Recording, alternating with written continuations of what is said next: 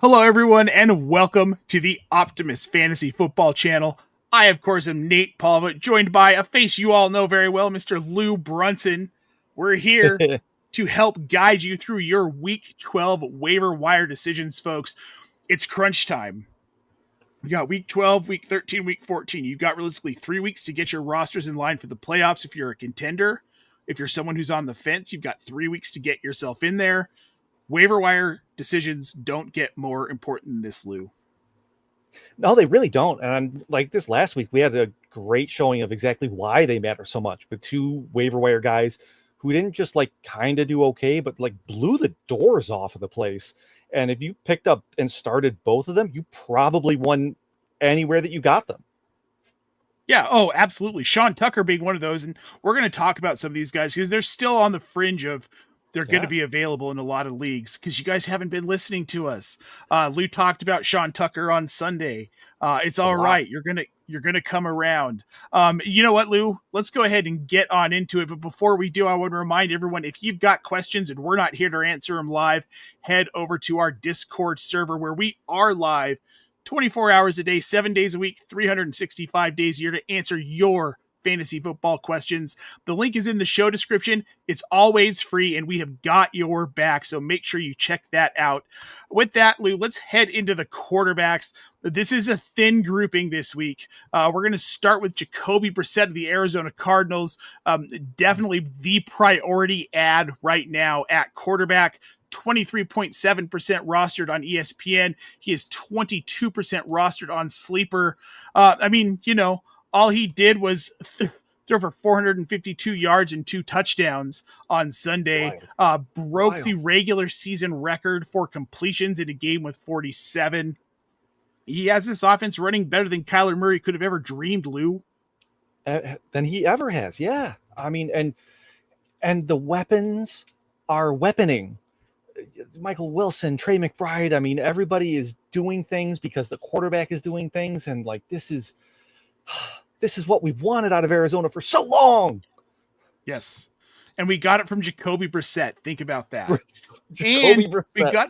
We got it from Jacoby Brissett without Marvin Harrison Jr., whose appendicitis kept him out, which elevated another guy that we're going to talk about later in the show. But look, Jacoby Brissett has been very good. 2 touchdowns in every one of his starts since he took over as the quarterback for the Cardinals. And he's QB4 in total points per game, 21.9. He's a guy who's not just viable in 2 QB leagues, and this is a rarity this late in the season, but if you're struggling in a 1 QB league, you can roster him and keep him in your pocket, and when the fantasy playoffs come around, you might be able to fire him up with reliability here. He's a perfect, my starter has a bad matchup quarterback for a playoff run. Like if you've got Caleb Williams, you're probably starting him a lot more often than not. Hopefully you didn't this week because he was terrible, and he wasn't terrible. Whatever, his fantasy production was terrible. But Jacoby Brissett has been so consistent right around that 20 points that it really gives you a very nice safe floor where if your starter has just a really rough matchup, it's like, I don't feel good rolling this guy out. Brissett is a perfect available option for you to be able to roll out and have a good amount of confidence in to perform for you. Well, and it's almost like the more difficult the matchup, the better he's going to be. Like if you start throwing good defenses at him, because this offense can't do anything else, they're just going to throw the ball nearly 60 times. He was 47 of 57, right? So he was completing nearly 5/6 of his passes. Think about that. Against San Francisco, it is wild. Without Marvin Harrison Jr. and without Zay Jones, who he was hyper targeting early on when he took over. And so, I mean, really, if you're looking for a quarterback, Jacoby Brissett's your guy. He's going to be your priority on the wire this week. But if you do miss out on him, Bryce Young, I mean, look, I want to be very clear about this. They played Atlanta. They kicked Atlanta around last time they played them. Bryce Young didn't do much in that game, but they played well enough. 37 nearly fantasy points for Bryce Young. 448 yards, 3 touchdowns. He doesn't throw an interception. He doesn't even fumble in this game, Lou. I mean, this is Bryce Young's career high, right? Like that. This is his career game. 37 fantasy points. I mean, he's not going to not going to do that again, like ever, probably. No, but I mean, is this a sign that maybe at least he has a reliable floor moving forward? San Francisco next week, I would have no interest in starting him, nor would I have interest in starting him week 13 against the Rams. But after the bye for the fantasy playoffs, New Orleans, Tampa Bay, those are at least easier quarterback matchups. I mean, we just saw what Brissett did to San Francisco. I mean, why not Bryce? Because I'm going to be honest with you, Jacoby Brissett's a much better quarterback than Bryce Young could ever imagine to be. That's why. No, that's I'm right there with you on that part. And no, I don't really have. I don't want to have to start Bryce. I understand if you're in a 2 quarterback league, super flex, that sort of thing. There are probably worse options out there. Last season we saw Bryce start to feel himself quite a bit. He kind of got rolling, got startable down the stretch, and he's been struggling to find that. I would not be shocked if this is the start of a similar sort of run for him. And in that kind of regard, I don't want to say I want to start him against San Francisco, but if he is my best option, I'm not losing sleep over it per se. Still not starting him in a 1 quarterback league, any 1 quarterback league. I have to have a better option than that. Well, and like we put in our waiver wire article, which you can find on optimusfantasy.com coming soon with every position in it. The thing with these quarterbacks, and we're talking about them on the waiver wire, this is generally for 2 quarterback and super flex leagues. Jacoby Brissett is a massive, massive outlier this week only. I mean, if he continues to be on the wire, obviously we'll keep talking about him, but this isn't normal. So when we're talking about guys like Bryce Young, yeah, this is a suggestion for a 2 quarterback league. Joe Flacco's the next one up, Lou, 40.9% rostered on ESPN. He right now on Sleeper is rostered in 59% of leagues. A little bit of a disparity here. So if you're playing on a Sleeper league, he's less likely to be available on your waiver wire. But if you are playing on ESPN, there's a good chance he might be around 40.9%. And we know, Lou, this isn't forever now. We know that there's a good chance that we're going to see Joe Burrow, barring any setbacks in practice, of course, in this 21-day window, which it's a foot injury. Anything could happen. But they're targeting week 13. But until then, we still have at least 1 more week of Flacco. New England. Do you have any at all interest in rostering him as a bridge for a 1 week? If you've got a bye week this week, you need to get a quarterback, you've got to grab someone and he's available? Or are you looking at this as be done with him now, clear him off of your roster and move on? I mean, look, aside from this last week versus Pittsburgh, Flacco's been really good, and it kind of hasn't mattered what kind of opponent it was. Right. So I'm rolling him out unless I have a top option. You know, your Josh Allen, your Lamar Jackson, like that level of quarterback. I'm at least considering him. He's earned that, honestly, from us, that faith.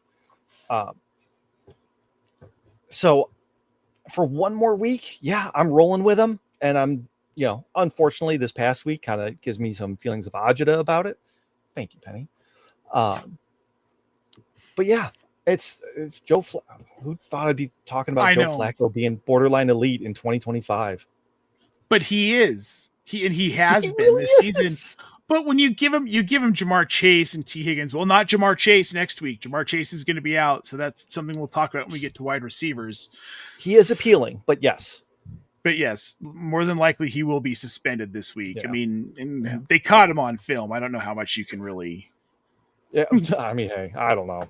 I don't know either. Just don't do that, kids. If you're playing Little League football, whatever they call it, Pee-wee, just don't do that. Be smart. Yeah, don't do that. But yeah, I still like Flacco. It makes me like T. Higgins even more this week.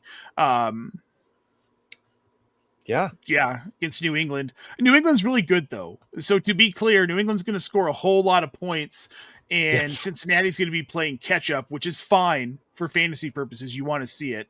Could be a could be a good Chase Brown week again too. But I digress, Lou. We got a couple questions in the chat I want to get to here real quick before we move on. We've got Brawley619 on Twitch. Thoughts on combined point totals tonight for George Pickens and Ashton Jaunty. This is non-PPR.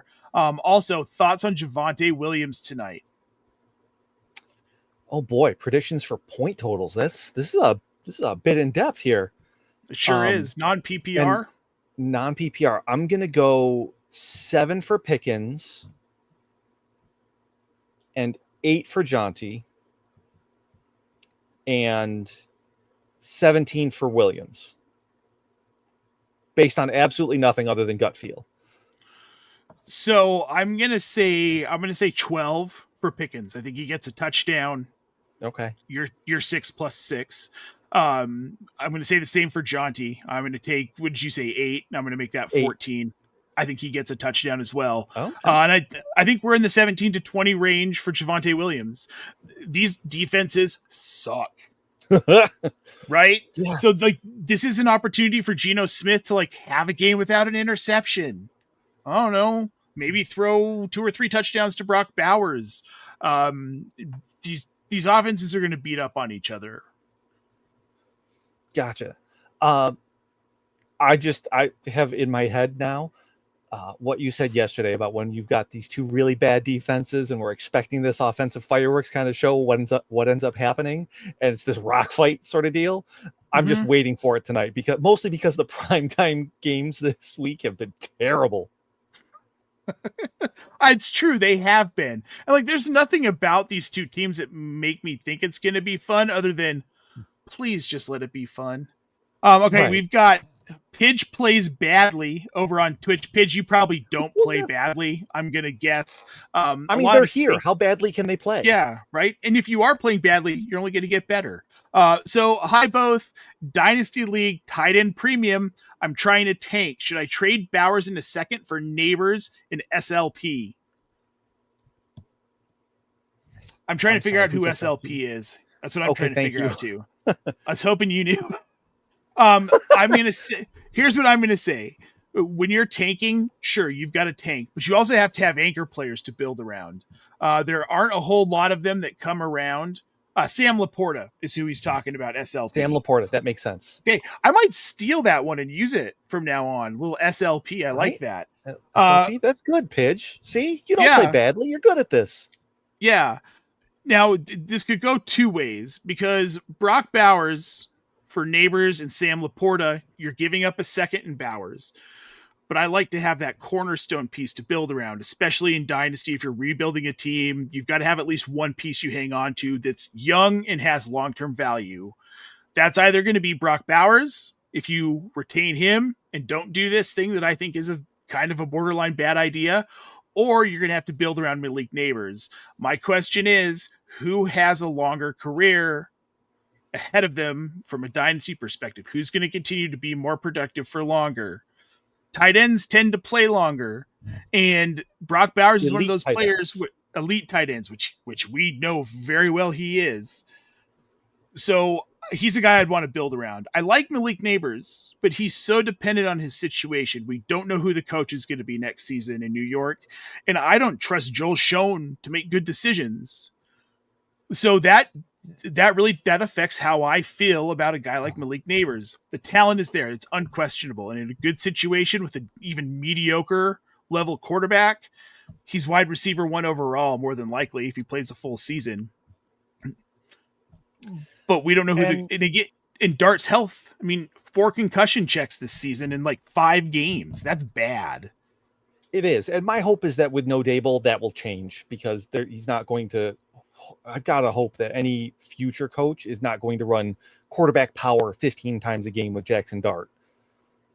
That being said, you raise good points, Nate. Honestly, you might have changed my mind even because I would have said that you can really kind of go either way and it depends on the rest of your team makeup, what you like. I am a big Neighbors fan. I like how the team is looking, even if the coaching staff is unsettled. I don't like anything about the Raiders other than Brock Bowers and Ashton Jaunty, to be clear. Yeah. But I mean, talk about an unsettled situation. You've got a really bad quarterback in Geno Smith. clearly the wheels are falling off, aside from that 1 4-touchdown game, which was, granted, mostly on the back of Brock Bowers. And you've got a coach and offensive coordinator who look very much like, yeah, we know why they were not in the league last year, because they're bad at their jobs. So I'm a little bit of two minds about this. I don't mind the trade. Given the positional advantage that an elite tight end gets you, I understand sticking with Brock Bowers, and I probably lean that way, but it's not a heavy lean. If you feel particularly strongly about Malik Neighbors and you like Sam Laporta, especially when compared to a 2026 second, I don't have a problem with you taking that deal.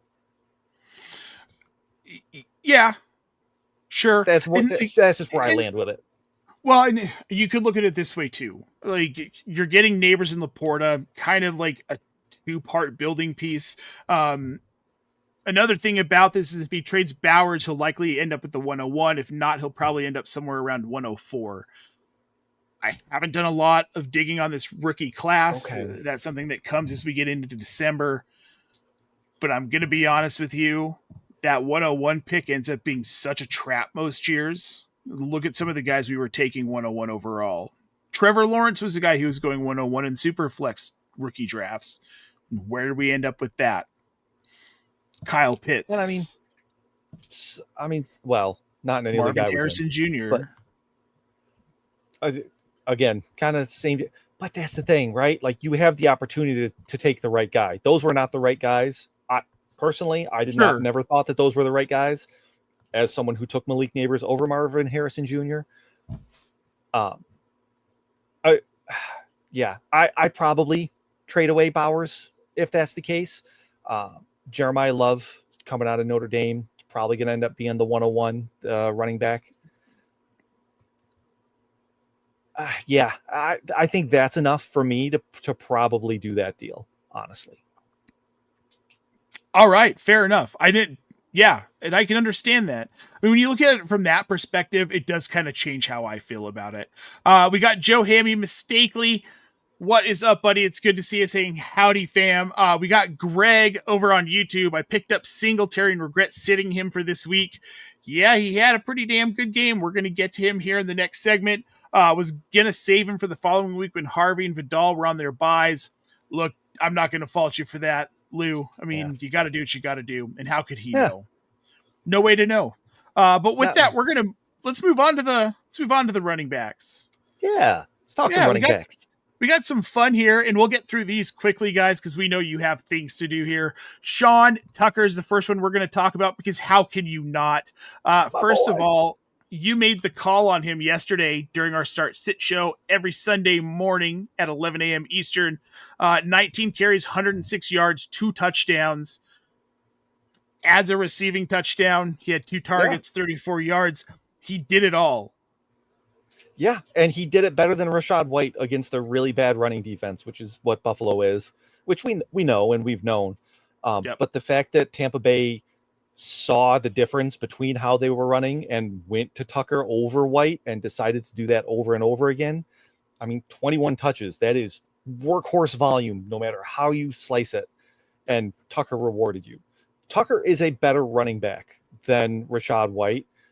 It's been my stance for a while, for 2 years now, that he should be playing over Rachaad White as a dedicated running back, and maybe even ahead of Bucky Irving, despite how good Bucky Irving is in space, but that's a different conversation. I do love Sean Tucker.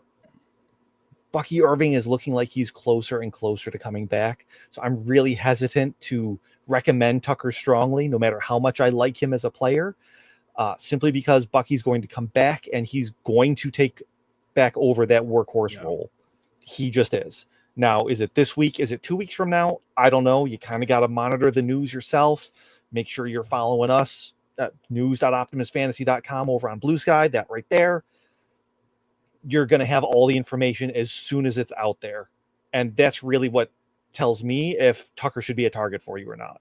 If Bucky does stay out, I think he's a really sneaky pickup again this week, because he looks better running the ball. He does. Well, and look, the efficiency he's had the last 2 games. He had 9 carries against New England for 53 yards, 5.89 yards per carry against New England, 5.58 yards per carry last week against Buffalo. You wouldn't think you'd get a running back with that kind of efficiency against Buffalo. Not that they've been great, they've been good enough. And Sean Tucker, you expected it because, I mean, you live and breathe I live the Buffalo Bills. football here. Yeah. You live the Bills. So you saw this coming, but 19 carries for 106 yards, 5.58 yards per carry. Rachaad White wishes he could get there. So, yeah. right. 5 yards per carry for Rachaad White. As long as Bucky Irving's out, I think Sean Tucker is a priority add. Once we get Bucky Irving back, if you can afford to hold him and see what happens, I think it's worth it just in case he takes that Rachaad White role, which has been serviceable enough as like a flex or an emergency RB3 type option in fantasy. And if that converts to Sean Tucker, Bucky Irving gets hurt again during the fantasy playoffs, you're going to be glad you have him. The next one we're going to talk about, this is another handcuff-ish player, Emmanuel Wilson over in Green Bay, with the news that Josh Jacobs is dinged up. We don't know what his status is going to be for next week, Lou. Emmanuel Wilson becomes a guy who is intriguing. 11 carries for 40 yards. He had a touchdown as well. And then he had 1 target, 9 yards receiving for Green Bay. Where do you sit on this? Because this offense, look, earmuffs, this offense sucks. Yeah, it does. I mean, no lies detected. No, outside of the run game, there's Jordan Love's a mediocre at best quarterback. I mean, our own Kevin Tompkins will, if you want to hear about it, he will rant about this team. And it's justifiable. They're barely winning games they should be blowing teams out in, and then they're losing to teams they should absolutely be beating. Yeah. That said, if Josh Jacobs misses any extended time, any interest in Emmanuel Wilson? Absolutely. Like priority number 1 ad over everybody else. If Josh Jacobs misses, if he's going to miss extended time, which it doesn't look like he is. In fact, there is a chance that he's going to play week 12, which is mind-boggling to me based on how we saw him moving last week. But athletes' bodies are something else. But yeah, if Jacobs were to miss time, give me Emmanuel Wilson because he's an effective running back, very smooth and wiggly in space, kind of Bucky Irving-esque in that way, in that he's not big, but he can just get through these holes and he gets 5 yards before you realize he's through the line of scrimmage. And he's very good in space in the receiving game. He's much more fluid as a receiver than is a Josh Jacobs, who can take a swing pass and do things, but you can use Wilson down the field a little bit. Which does add another element to the offense that Green Bay will neglect because that's what they do. But he can do it is the point. Yeah. Well, the problem is, can Jordan Love do it? I think that really is the issue. I mean, tomato. Yeah. Well, I do like Emmanuel Wilson as well. I think he's a solid ad on a team that, again, like looking at some of the comments in the chat, Dobbs has concrete for hands, and your 2 big drops on Sunday. Christian Watson was their best receiver, and that wasn't that impressive. No, like Christian Watson, he made an acrobatic catch, but he's not a volume type receiver. Nope. He's a guy that, you throw a couple of deep targets to, he makes a big catch for you. Great. We love that. But that's it. Like, we're not trying to run an offense through him. Yeah. Yeah. And plus, there's a good point. Watson's going to get injured again anyway. It just kind of seems to be the thing. But regardless, Christian Watson reminds me of Jamal Williams in that 85 touchdown season he had in Detroit. That's Christian Watson had one of those seasons, right? Sure. And he had a ton of touchdowns. We knew there was going to be a regression to the mean, and we've seen it very hard for a player of his caliber. He is what he is. He's not an elite receiver. Nobody on this team, not even Matthew Golden, who they wasted a first-round pick on, and I want to emphasize wasted a first-round pick on. Texas receivers, man, just don't get it. I don't get the allure. Anyhow, let's move on. More running backs. Yeah. Let's get to Chris Rodriguez over in Washington. He has taken the lead in the Commanders' backfield. 15 carries for 79 yards on Sunday. Didn't score a touchdown. Wasn't a fantastic fantasy performance. 9.5 PPR points. Whoop-de-doo. Nothing crazy. But the volume was there, Lou. Yeah, the volume, and it's they've had a really disgusting running back rotation for a while now, with each guy getting about a third of the snaps. And it wasn't super outside of that. Like Rodriguez only got like 46%. But he had over 50% of the carries, which is important and big. And that's not something that any of the running backs have been able to really do, is run away with it. If you'll pardon the pun. One of the things I like about Chris Rodriguez actually is, because the Commanders are on bye this week, you might be able to sneak him through for like a nothing bid or a non-waiver wire claim and just pick him up for free. And I'm a big fan of free, especially for marginal running backs like this. Like, you're not going to feel good spending assets on a Chris Rodriguez, a guy who is kind of in that RB3 flex range. He's not going to get you a 0, but he's not going to single-handedly win you a week either. So for that kind of tier, that kind of thinking, I like him. Yeah, me too. I mean, his ceiling, to be clear, is probably right around 15 points. He's not going to go higher than that. But he has, at this point with the volume, he has a safe floor, 8 to 10. I mean, you can see him somewhere in that range. And at this point in the season, sometimes that's all you need, right, to plug in. Absolutely. So please don't give me a 0. Just please don't give me a 0. And he's widely available, at least on ESPN. He's only 6.7% rostered, a little bit higher on ESPN at 30. But yeah, he's going to be widely available. Still out there. The next one we're going to talk about is Bashal Tutin. I am so excited to be talking about him on Sunday. 15 carries for 74 yards and a touchdown. And that was with a healthy Travis Etienne, who also got a touchdown. Yeah. So, yeah. He's coming on, Lou. The thing here is, how excited are you going to be about starting 2 Jacksonville running backs week in and week out? That's the big thing. Like, they shellacked the Chargers 35-6. I don't see them winning another game like that all year. No. They had a positive game script from, I mean, basically the word go. They got out to a lead, and the Chargers were never competitive after that. And Jacksonville just always had the ball. Now, maybe this is their new identity, and this is who they are and how they're going to run, and, Super Bowl contender on the way. And it's Jacksonville. We know this is a weird team. That's not it's not the world they live in. So this is all kind of a long way of saying, like, let's temper expectations a bit, pump the brakes on Tutin. This is still probably Etienne's first crack at a backfield, but it's good to see him getting this work. Like, this is the proof of concept for what we thought he could be, right? Or hoped he could be. And so, like, you kind of have to, he's been dropped in a lot of leagues over the course of the year, having done nothing.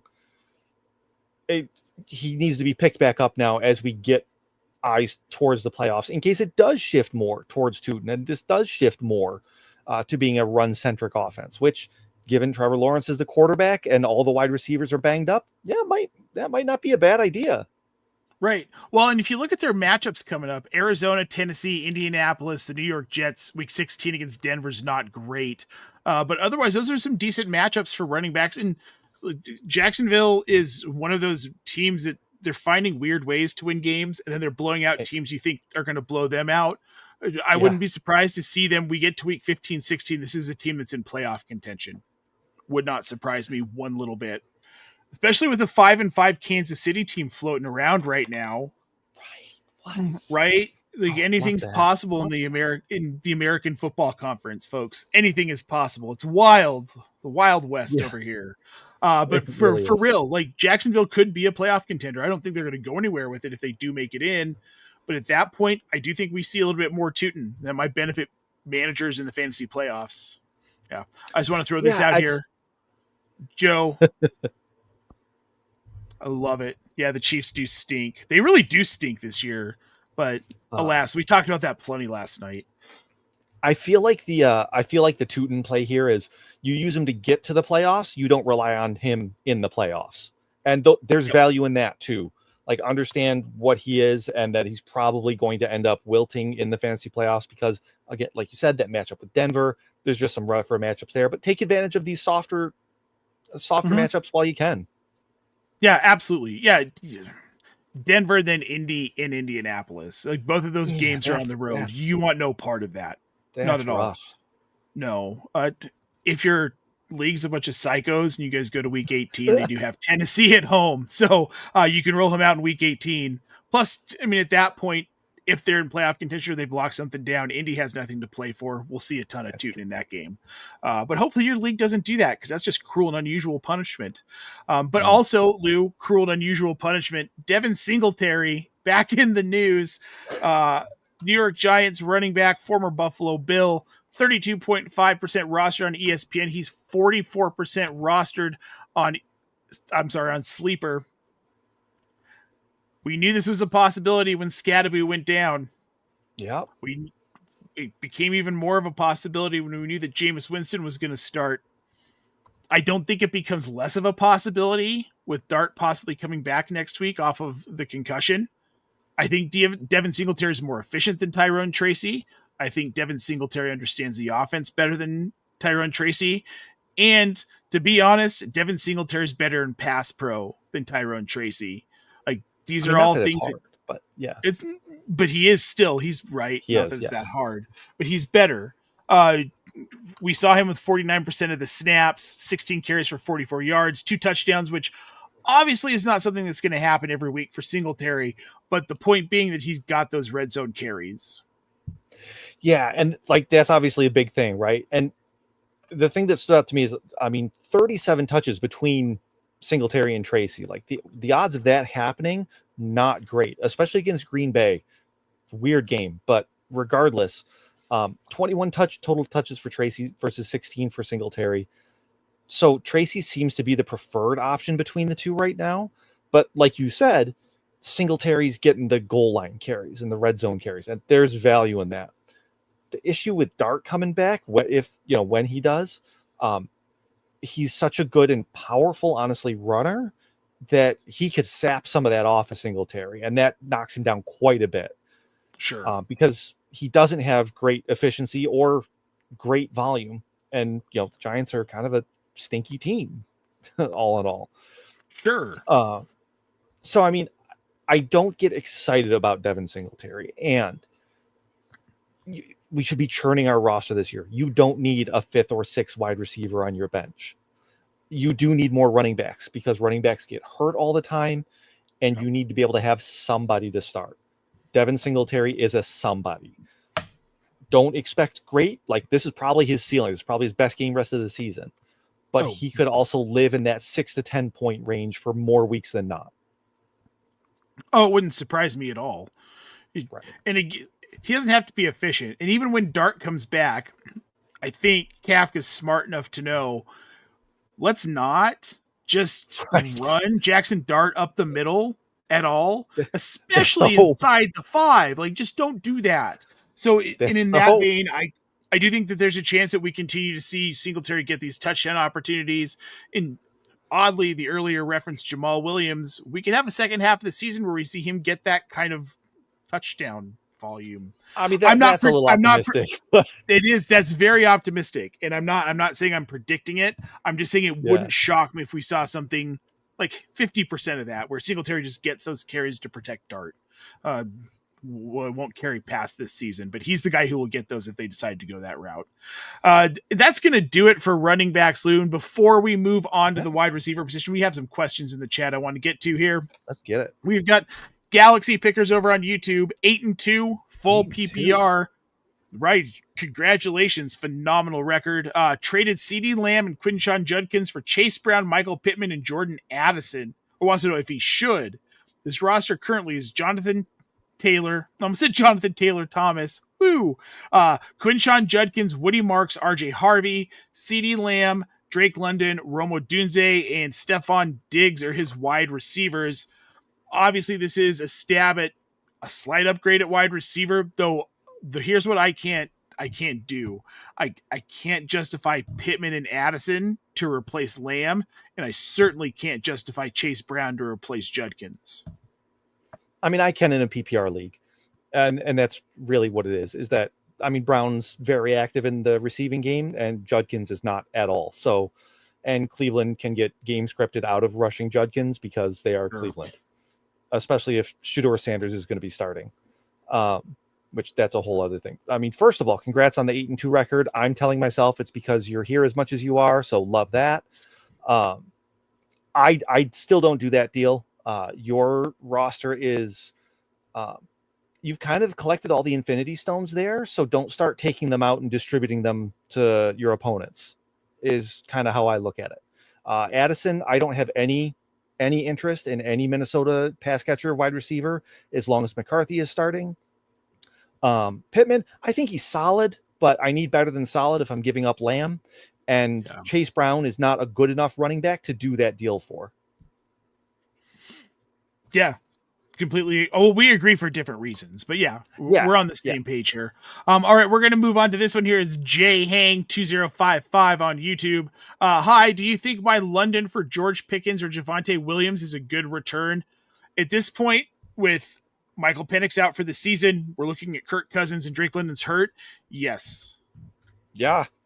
I mean, we're not far from, a chewed stick of gum being a good return for Drake London and soon here. And I love Drake London. I think he's a man amongst boys out there at wide receiver. He's been so fun to watch.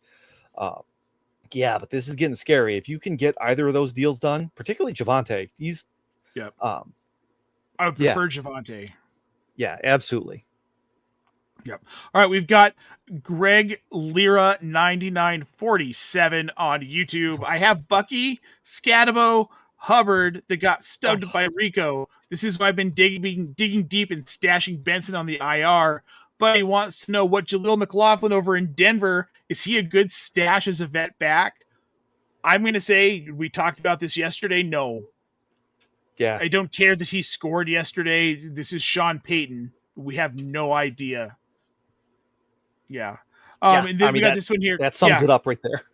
Yep. Joe Hammy wanting to know, didn't Tootin get injured yesterday? He did, but reports are ankle's fine. He's expected to play this weekend. And then we want to know how bad the Dart concussion is. We don't have any new news on that today, Lou.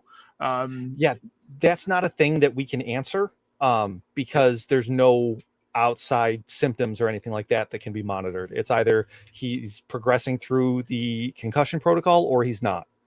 And that's all we know, literally. Yep.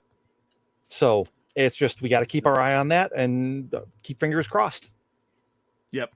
Yeah. Like Cinco de Manger says here, she runs our fantastic news.optimusfantasy.com account over on Blue Sky, dropping all the news. So make sure you guys are following that. So if you've got questions on Jackson Dart, Drake London, Michael Penix, Josh Jacobs, all of these questions can be answered with up-to-the-minute news on news.optimusfantasy.com. With that, Lou, let's move on to some of these wide receivers on the waiver wire. This one we can get through pretty quick because it's not a great scene here, but we're going to start with Michael Wilson of the Arizona Cardinals. 14.9% rostered on ESPN. He's 39% rostered on Sleeper. Big game, 18 targets. Big game, 18 targets, 15 catches for 185 yards. A banner day without even a touchdown. Just absolutely dominated with Jacoby Brissett. What a wild statement. Dominated with Jacoby Brissett. Veteran wide receiver Michael Wilson unlocked by veteran quarterback Jacoby Brissett. Yeah. I know. I mean, Marvin Harrison Jr. wishes he could, is what that stat line was. I mean, wow. And there's no reason to think we're going to see this again. Appendicitis or, an appendectomy. It's not something that's a long-term injury like a knee or a hamstring or that sort of thing. Yes, obviously, Marvin Harrison missed last week. Up in the air. We have no idea if he's going to miss again this week. If he does, go out and grab Michael Wilson. That's a stat line that I don't understand. If you can put the cat back in the bag, like that bell has been rung, lean into it. Like, he's clearly good enough to support and be worthy of that. I mean, good night. When we talked about this last night on the channel, and there's a short on our channel right now that gets into Michael Wilson, Jacoby Brissett, and all of it. But like you said, you can't put that toothpaste back in the bottle, man. Like, at this point, even with when Marvin Harrison returns, we saw Zay Jones get out or out target Marvin Harrison Jr. when he was healthy, when Brissett was playing quarterback. Michael Wilson might turn into that guy who does that. 18 targets is ridiculous, right? We're not going to see that again. But, Right. and he's been in the neighborhood of 4 to 6 targets pretty much since week 4 against Seattle. I wouldn't be surprised to see him up to like 6 to 8 targets a week. What he does with it in this offense, I mean, he caught 15 of 18, so that's pretty efficient. Right. And I mean, that kind of 6 to 8, that's where Troy Franklin has been hanging out. And we've seen him be, I mean, perfectly reasonable out there in Denver. And I dare say that Arizona and Jacoby Brissett run a more sane offense than Denver does. And I mean, we saw Brissett light it up last night. With Marvin Harrison back, why can't Brissett and Arizona kind of be Cincinnati West? We know they can't run the ball. Right. None of these running backs are options at all whatsoever. We could have talked about Bam Knight. You notice we didn't because, again, can't run the ball. I like Michael Wilson. As if Marvin Harrison doesn't play, Michael Wilson is a high volume guy. He's in the 8 to 10 to 12 target range. Even it doesn't matter what week it is. With Marvin Harrison, I like him in that 5 to 6 to 8 target range still, and that's enough for a flex. In an offense, again, can't run the ball. So the volume will be there. Now, this one, you insisted on talking about him, and I wanted to talk about him anyway, but Tyrell Shavers in Buffalo. Yeah. No surprise, he's 0% rostered on Sleeper, 0.1% rostered on ESPN. 5 targets on Sunday. Obviously, Dalton Kincaid was out. Khalil Shakir was banged up. Keon Coleman was a healthy scratch for being late to meetings. Shavers took advantage of this, a 54% target share, which was his highest of the season. Lou catches that acrobatic touchdown, has 90 yards. Do you feel like this continues? I think that there's a non-zero chance that it could, mostly because there was a quote from Sean McDermott today, and it's really easy to miss unless you know what to listen for. And it's that the ball finds the guys who are willing to work hard and put in the effort. Number one, that is a shot at Keon Coleman. The dude missed all the Friday meetings, which is a big deal. A big deal. That's you're getting out of practice and into game mode. Mm-hmm. Tyrell Shavers has been that scrapper, that grinder since the preseason. He made the team basically on an acrobatic catch in a preseason game over Tampa Bay. And that kind of sealed his position on the roster, in addition to being a special team scrapper. Like, this is who he is. He's that fighter. He's that scrapper. That is very much the culture that the Buffalo Bills want to have. And the fact that he's able to get downfield and make those highlight reel type catches, the good hands catches, is significant. That's not something that the Bills really have on their roster. So I'm not going to say go out and like blow your first waiver priority or, spend all your waiver bucks on him, that sort of thing. But as far as a wide receiver who legitimately could matter on what suddenly looked like a rediscovered Bills offense this week, like, he needs to be rostered, at least speculatively.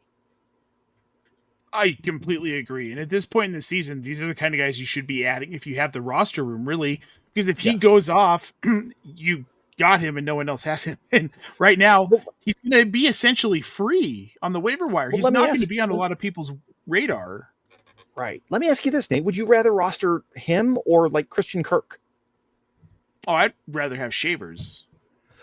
What about him or Darnell Mooney? Shavers. Yeah, and see, that's the thing. These are the guys, Mooney, Kirk, these are the guys that are hanging out on rosters. They're never, ever going to get started. These are the guys to go and cut loose so you can pick up these speculative guys who are showing some signs of promise, and we're not sure, but they could. And this is the value of grinding the waiver wire at this point in the season. Yep. This is how you win. The people who grind the waiver wire this time of season, unless you somehow, by some miracle, had a perfect draft. And if you did, I'd like to see your perfect NCAA bracket as well. Right? Then you have to work the waiver wire. At some point during the season, it has to be done. Speaking of working the waiver wire, Christian Watson is catching some attention after a decent game. He had 2 touchdowns. Yeah, 4 catches, 46 yards, 2 touchdowns, a decent day. Sans Tucker Kraft, obviously, who is on IR. Unfortunately, RIP Tucker Kraft and all of my rosters with Tucker Kraft. But I digress. Christian Watson is 38% rostered on Sleeper, 26.2% rostered on ESPN. You know, he missed the majority of the beginning of the season. He comes back in week 8. He's been a 4 to 5 target guy. This really wasn't any different than anything else he had done, Lou, except he had the 2 touchdowns. So what you have to ask yourself, if you're looking for a wide receiver, do you believe that Christian Watson can relive his rookie season where he had a ridiculous amount of touchdowns and went on that run where we all fell in love with him, even though he's a mediocre wide receiver? How do you really feel about him, Nate? I'm not sure. That's fantastic. Yeah, and kind of playing that would you rather game again. I'd rather roster Christian Watson than I would Xavier Worthy. Absolutely. Right? Or Hollywood Brown, or I mean, most Kansas City wide receivers not named Rashee Rice. But just the point being that, like, these are the guys. You know, Watson, what's his likely stat line in every given week? 3 catches, 50 yards, and 1 touchdown? Yeah. Probably. The more often than not, touchdown. Right? I'll take the touchdown. Right. So, I mean, you're looking at in PPR leagues, that's 14 points. Yeah, that'll play. As a wide receiver 3-4, you know, flex type. Yeah. Okay. Yeah, he should be rostered. I'm not saying rush out and start him. Hopefully you've got some better options, but if you don't, you can do worse. You probably have done worse.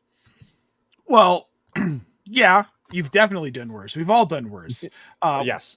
Yeah, we've all done much worse. We've rostered guys like Gabe Davis, who got some play this weekend in Buffalo. Go figure. I know. We're going to move on to Parker Washington, former teammate of Gabe Davis from last season when Gabe Davis was in Jacksonville. Oh, yeah. Yeah, I know. I just pulled that one out of my you-know-where. Hey, well done. Hey, ESPN, 28.5% rostered, 65% rostered on Sleeper. They got Jacoby Myers in. Doesn't seem like he's really going to affect Parker Washington, though he only had 2 targets on Sunday against the Chargers. A lot of that was probably just getting scripted out, being in the lead early on. So not a lot to worry. Exactly. Not a lot to worry about with that. The 3 games before that, 10 targets, 9 targets, 7 targets. The 7 targets against Houston, he only had 3 catches, but he did have a touchdown. I just think he's a part of this offense moving forward. Brian Thomas Jr.'s health is in a lot of question. And even then, when he's been on the field, he's been healthy, they're still looking at Parker Washington more, which is odd. Or he's getting more high-value targets, I suppose, which, again, odd. I mean, personally, I think Brian Thomas is a pretty good wide receiver. Brian Johnson would be my brother-in-law. But I'm surprised at this point he's under 30% rostered on ESPN. Yeah. Which just surprises me. I don't really understand that, aside from the people that could use him on their team have probably checked out on the season and just aren't doing pickups or that sort of thing anymore. Because that's the only justification that I can give for his rostership being that low, is you're not paying attention. Well, if you're on ESPN, then you should go out and get him. Yeah, I mean, absolutely. Because, I mean, this is a guy, if you, like, I think of what Christian Kirk was in this offense. Played out of the slot, played out on the flanker, that sort of thing, could kind of move back and forth. Parker Washington has that very similar skill set to Christian Kirk. And we saw him do very well with Trevor Lawrence. We've not seen Brian Thomas Jr. do great with Trevor Lawrence. I'm not saying that Parker Washington is the better wide receiver, but I am saying that he might be the better fit for Trevor Lawrence. Well, and that's what it comes down to here. And we talk about these kinds of situations all the time where it's not necessarily that a player is better. It's plain and simple that they're a better fit for an offense or a quarterback or whatever specific situation. So, and that really is the case with Parker Washington here. It's not a slight on Brian Thomas Jr. We've talked about how much we love Brian Thomas Jr. repeatedly on this show for for 2 years, 2.5. I love him. Yeah, phenomenal player. I want good things for him. And I don't know that they're going to happen in Jacksonville because it's Jacksonville. No, I don't think they will. Now, I want to throw this guy out here real quick, Lou. This is just kind of a fringe guy because, let's be honest, he's had 14 targets the last 2 games, 9 catches, nearly 100 yards and a touchdown. But we do have to wonder, that's with Davis Mills at quarterback. When CJ Stroud returns, will Jaden Higgins continue to see that volume in Houston? I'm going to say he's worth a speculative ad right now. If you're a team that's in the playoffs, you think you might make the playoffs, you've got a bench space, add Higgins, because his volume does continue with Stroud. It's good for CJ Stroud, but it's going to be good for your fantasy rosters too. Yeah, and I have to thank producer Carly for this because she threw some stats at me earlier today. And Jaden Higgins, he's been trending up. Even before Davis Mills, his route running, his target rates, they've been slowly creeping up there. We know what Houston is. There you have a very bad offensive line, which makes their passing offense very up and down because they can't protect well. As of today, CJ Stroud is still in the concussion protocol, and they play on Thursday against Buffalo. So it's CJ Stroud. He's got to make some hay in that pretty quickly in order for to be able to play Thursday night. So there's a decent chance that we're still going to see Davis Mills on Thursday. I won't be surprised. No, at all if we see Davis Mills. So yeah, I like him as a speculative ad. In other words, yeah, I think he's a solid enough ad if you've got bench room. He's not going to be expensive. He's 19.7% rostered on ESPN, 21% rostered on Sleeper. So, yeah. And with that, let's move on to the tight end position, Lou. Pretty thin this week. We're going to start with AJ Barner over in Seattle. He is 9.5% rostered on ESPN, 17% rostered on Sleeper. Coming off of a big week, Lou, 11 targets. He had 10 catches for 70 yards. He did not score, but it didn't really matter. That was about all he didn't do. I mean, 11 targets. Where did that come from? And I know you liked him, but you didn't like him 11 targets. Big. I mean, no, there was no world in which I saw this happening on Sunday. And that was wild. I'm going to caution people, like, this isn't going to be a thing that's going to happen often with Barner. However, that said, he's one of those tight ends out there who could spike like that, but he has a relatively safe floor. I mean, unless you catch him in a weird week where they get ahead really super early, he's going to get you 3 to 5 targets. Spike weeks, he might get you 7, 8 targets. He's not going to get you 11 every week, but he's also a guy who's a candidate for a touchdown every week in the Seattle offense. Yeah, and especially while, like, Cooper Kupp is old, JSN is a god, so like there's no arguing with that at this point. And Rashid Shaheed, for as good as he is, he's still getting up to speed in the offense and meshing with Sam Darnold and all these things, right? So like, Barner's been there, and he's better than Elijah Arroyo at this point. Yeah.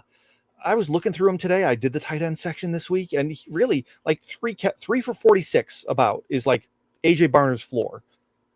That's fine as a tight end. That's better than Harold Fannin did this last week. Exactly. So, I mean, yeah, I don't really have a problem with AJ Barner, and you hope you get lucky with a touchdown in a given week. Well, and that's what it comes down to with a lot of these tight ends, man. If you can get 9 points, you've got a top 12 tight end most weeks. So, and a guy like Barner adding a touchdown puts him in the top 10 most weeks. I'm all for that value, especially right now. If you're streaming tight ends or you need one, there isn't a whole lot else. Juwan Johnson, though, here's one that might be worth something. With Tyler Shuck back, he's been seeing more volume. That little downturn that we saw has kind of gone away. He had 7 targets, 8 targets, 4 targets, and 4 targets these last 4 games. But he's got a touchdown in the last 2 with Shuck. And that's the difference, is he scored. He looks to be a red zone target for the rookie quarterback, and we have good matchups for them coming up. Atlanta, Miami, Tampa Bay, Carolina, the Jets, and Tennessee, rounding out through the fantasy playoffs. These are all teams that are in the bottom half defending the quarterback.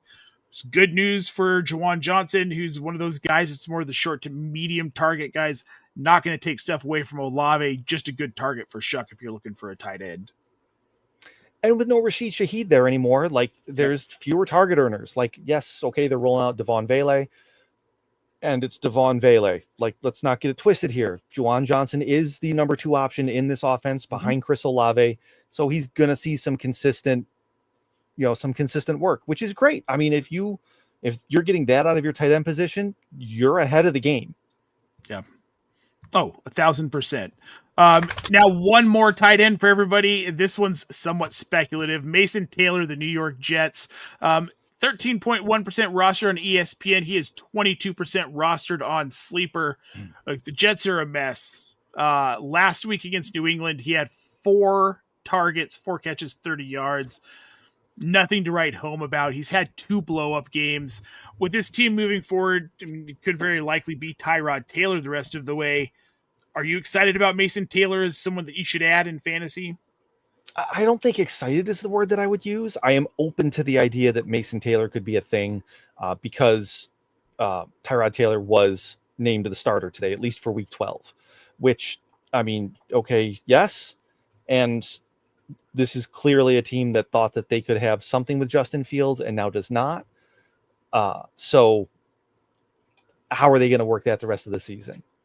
Your hope has to be that Tyrod Taylor can have kind of a Jacoby Brissett effect and actually distribute the ball to the players, like actually throw more than 11, 12 times a game, like what Justin Fields has been doing. So, yeah. Well, I mean, can't say that I'm excited. Is he an option? Yes. He is a tight end in the NFL who is available on waivers this weekend, as Kevin Tompkins would say. I will say, though, like against Tampa Bay in week 3, Tyrod Taylor was 26 of 36 for 2 touchdowns. He ran the ball 8 times for 48 yards. Like, there could be something to starting Tyrod Taylor. The thing is that it's not sustainable. You're going to get that kind of production out of him for like 2 to 3 weeks, and it's going to fade hard. That's why these guys are backups. You see it all the time. He's going to get hurt. But just keep Dr. Chow away from him, all right? Jeez. Guys, I can't believe he's still floating around. Now he's a fantasy doctor. Those guys are the worst. Oh, he's a fantasy doctor, all right. Oh, yeah, he is a fantasy doctor in his own brain, too. All right, well, that does it for the tight end position. We're going to roll through. I got 2 kickers for you guys. If you're out there streaming kickers and you still have kickers in your league, 2 that I love this week. The first one is Riley Patterson in Miami. Now, they're on bye this week. This is somewhere where he's been a top 10 kicker since he took over for Jason Sanders, in week 2. Sanders is in an IR. He's not coming back. A month ago, the team said this isn't happening.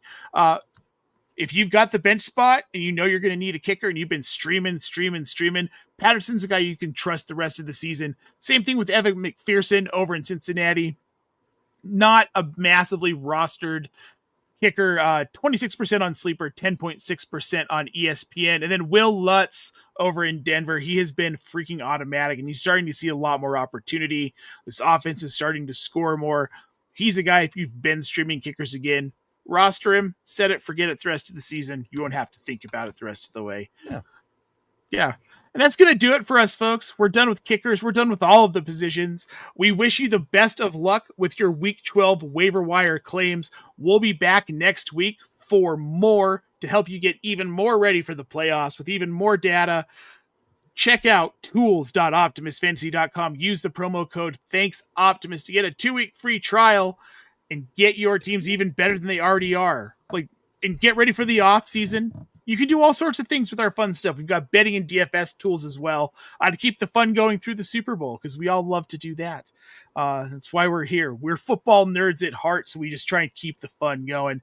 And speaking of that, we're going to keep the fun going on over at the Discord server, so make sure you go and check that out. Link is in the show description. We can answer your questions up to kickoff. If you've got DFS rostering questions, if you've got waiver wire questions, you've got start set questions specific to the game tonight, hit us up. We are there for you. And with that, we're going to get out of here. For Lou Brunson, I'm Nate Polvogt. It's been a blast seeing you guys. Come find us next Monday, but until then, have a great night.